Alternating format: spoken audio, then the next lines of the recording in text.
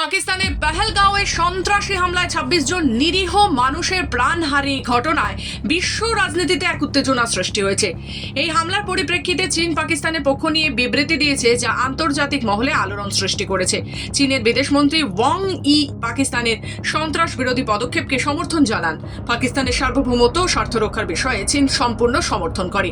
তিনি আরও জানান, গোটা পরিস্থিতির ওপর কড়া নজর রাখছে চীন এবং এই ঘটনায় নিরপেক্ষ তদন্তের দাবিকে সমর্থন করে।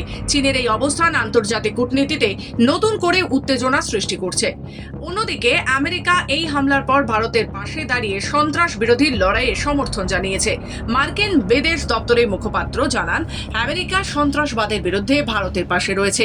চীনের সঙ্গে চলমান বাণিজ্য যুদ্ধ ও দক্ষিণ চীন সাগরে আধিপত্য বিস্তার নিয়ে উত্তেজনার মধ্যে আমেরিকার এই সমর্থন ভারতের জন্য গুরুত্বপূর্ণ। তবে বিশেষজ্ঞরা মনে করছেন, আমেরিকা ভারতকে কৌশলগত মিত্র হিসেবে দেখতে শুরু করেছে, যা ভবিষ্যতে দক্ষিণ এশিয়ার নিরাপত্তা পরিস্থিতির গুরুত্বপূর্ণ ভূমিকা পালন করতে পারে।